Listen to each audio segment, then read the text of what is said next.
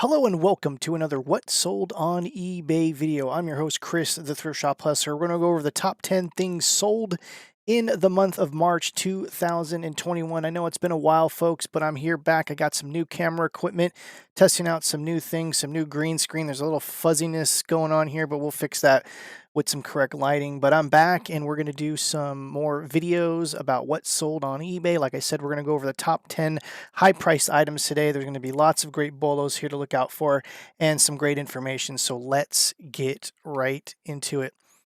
Today we got this 2014 Yamaha. This is a V5 Series 4/4 violin.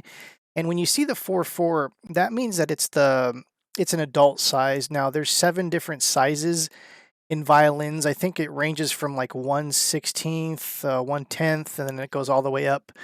Normally the 4/4s are the most desirable ones because for the most part, adults are going to be using these. Now there's some kind of student violins and things that are smaller, and you can go on Google and research all this. It's all about the length of your arm and your chin. It's a length, and I think like ages 9 and above use adult ones. So anyways, the 4/4 is the best one to find. And the couple easiest ways to tell is for the most part, inside each violin is going to be like a maker's mark inside. Now, not all violins are going to have this, but for the most part, they're all going to have their little labels inside. And as you can see here, it says 4/4. Now, if it doesn't have the 4/4 or the 1/2 or the 3/4 or whatever, you're going to have to measure the neck, and that'll tell you whether or not it's a full size or a kid's one. And like I said, the 4/4s are sell very well. Anyways, we did take a best offer for this one. I want to say we did maybe $250 on this one plus shipping, and it came in its case and everything. One of the things that I should kind of talk about is condition is everything with violins, especially if there's any cracks in the wood case. In the body, you definitely want to disclose all that because that's a huge difference in price. Now, the little wooden bridge that's right underneath the string, those things break all the time. They're not really worth that much, and you can replace those easily. But the body and the neck and all that stuff is really hard to replace or repair. So just remember that if you're ever selling these things, to look to see if there's any cracks, because that's going to be a huge difference in price. These things you can spot these all the time at garage sales and things, and there's some of them that are worth a pretty crazy amount of money if you can find some of the antique ones. They go for thousands of dollars, and you'll have to do your research on that. There are some reproductions and things like that that were made in the 1900s. A lot of the older like 1700s and 1800 violins, those things go for crazy money. So anyways, just one of those things to look out for. Musical instruments, they're a finicky bunch of people that buy those. So you just want to make sure that everything is disclosed in terms of condition when you're dealing with these things. Next up, we have this 14 karat scrap gold lot. Now, we've sold a lot of gold and silver this year. We had a really big jewelry event in March, so thank you for those that tuned in. And by the way, if you want to check out the eBay store, proceeds go to support the American Cancer Society. You want to check that out. Lots of great deals there. There's like over 1,100 items, so if you're looking for a deal, send me an offer, and we'll see what we can do. We had a huge jewelry event. We had our biggest month we've ever had on eBay. We did about 32,000 in the month of March. Sold tons of jewelry, and this was like part of the scrap lot and everything like that. So you just basically make sure you have the correct carat, and then you usually just weigh everything together, and you can do it that way. So if you have like 10 karat and 14 karat and things like that, you kind of want to separate those out. You don't want to kind of do a lot. You could technically do a lot, a scrap lot like that, but it's better for everyone if you keep all the 14 karat together, all the 10 karat together, all the gold plated together. If you mix it all up, you're going to get a really angry customer that thought they bought something and they didn't. Anyways, these things are easy to determine. You just weigh it. You go to your gold price calculator, which you can find on Google, and you'll see exactly where it's like what its value is, and then you can kind of do the math on that. So we took a best offer for $228.33 on this. Next up, we have this Junior Seau Chargers signed autograph football. This was a pretty interesting donation, and it came in a really nice case, as you can see here. See if we can actually zoom in here. This came in a really nice case, number 55. Some of you don't know, there's like a tragic story, with Junior Seau. He did commit suicide, and a lot of the people were thinking it was all the concussions and stuff, and his death brought to light like a lot of the concussion things that we hear about today, concussion protocols. His death kind of questioned, all that kind of stuff, and what led into what we see today with, head trauma and all that stuff. All started with this guy. Amazing career. Was a really, I don't know what position he played in anything, but he had a really amazing career. Anyways, this sold for $229. The case alone is probably worth, I don't know, $150, $200. So this is a really good deal. And these kind of things aren't authenticated, but I do a little bit of my own authentication. I'll check these against, other different autographs that are certified, and always in the description I put it's not authenticated. But we do some of our research, or my research I should say, whenever I list this kind of stuff. I always, even though if I'm like 99% sure that these are legit signatures, I always put a disclosure in there that these things aren't authenticated. I'm not an official. I don't even know if you can get a license for that, but I've been doing this long enough to know the tells of a signature, whether or not it's good or not. And usually, these things like this, they're pretty easy to tell. But anyways, we sold this for $299. One actually pro tip, since we're going down. Hi, since we're going. If you're enjoying this video, definitely click the like button. If you missed me, definitely click the like button. Anyways, let's say that you have no idea who this signature is, right? There's so many clues here, especially with football players. They're known to put their jersey numbers. So if you just put like number 55, and hopefully you can read that, it's number 55. If you put like jerseys of 55, NFL jerseys of number 55 in Google, you'll get a huge list, and then you'll be able to narrow things down. So anyways, that's one pro tip on how to determine something that you have no idea what it's worth. Anyways, next up we have this 2011 Kevin Harvick 1/24 scale signed. I think a family that knows Kevin Harvick personally donates these items to us. And we had a lot of about 8 diecast cars. They did not have the boxes, but some of them are like really, really rare.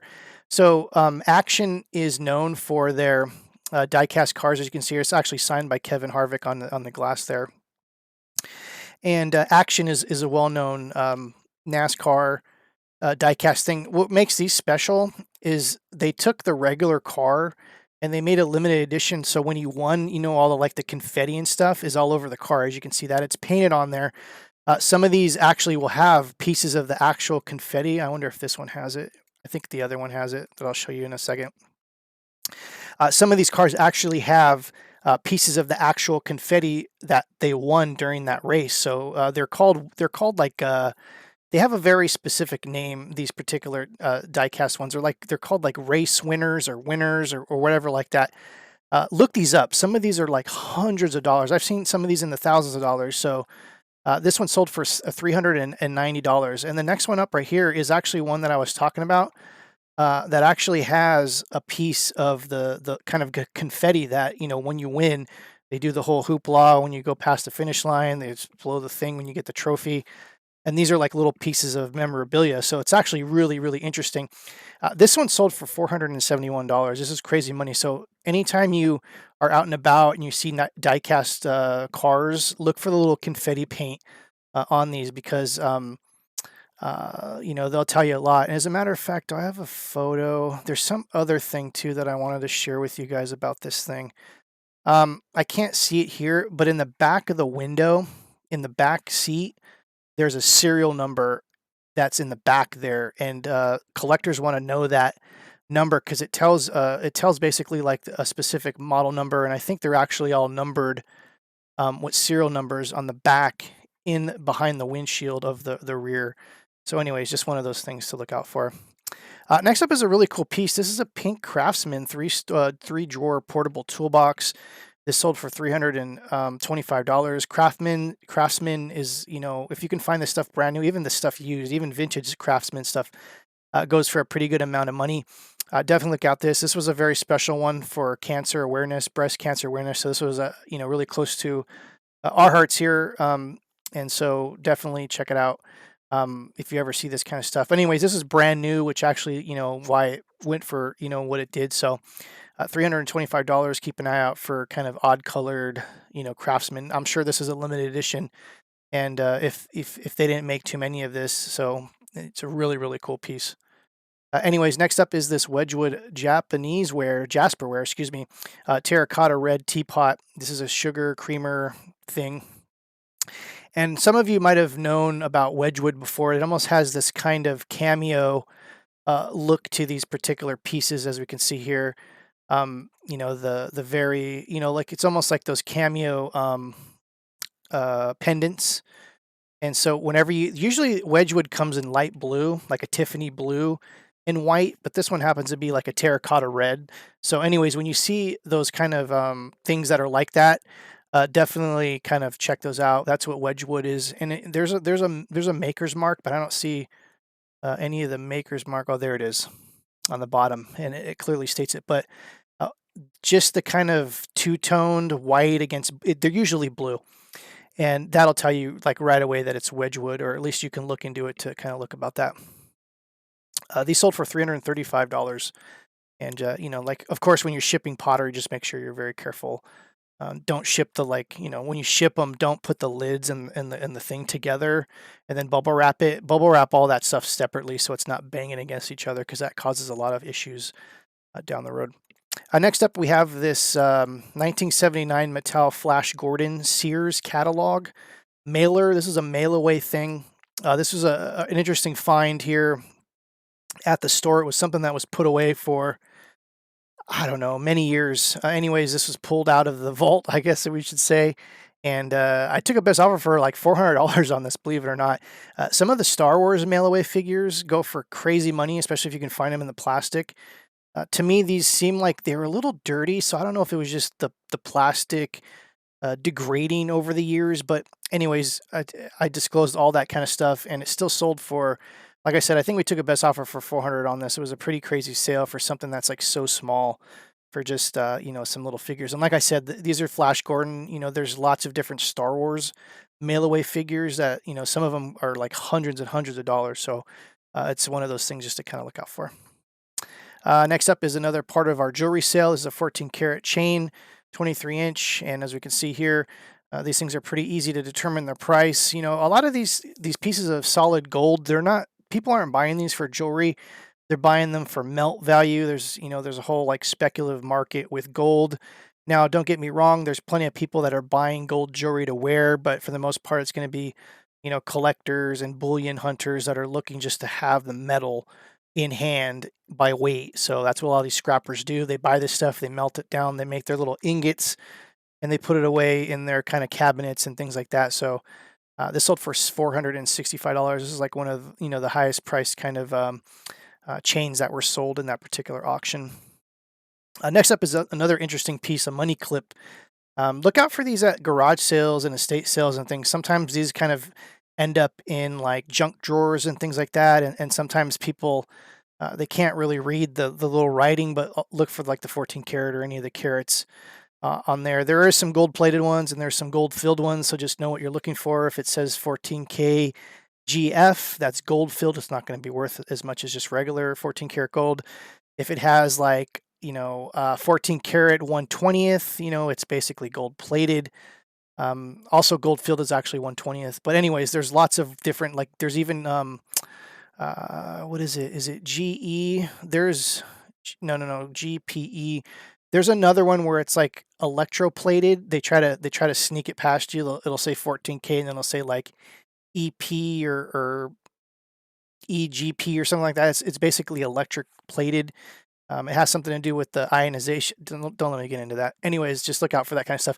Anyways, this sold for, I want to say we took a best offer for like 400 and something on this. Solid gold, 14 karat. Like I said, you can definitely pick this stuff up at garage sales if you're looking for it.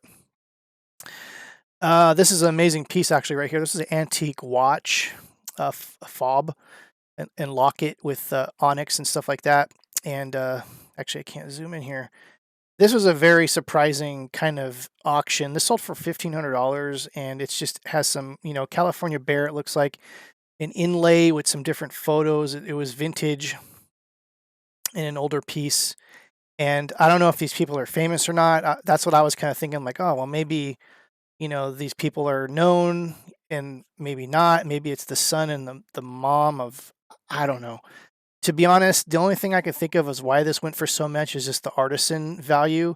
And maybe someone somewhere knew that this was made by some sort of jeweler or something like that and just picked it up. Anyways, this was a pretty crazy piece right there. Anyways, I'm Chris, Thrift Shop Hustler. Hope you enjoyed this video. I'll be back. I'll be talking about more stuff coming very soon. So definitely go down there, click the like button, say hello in the comments, and we'll see you next time. Take care.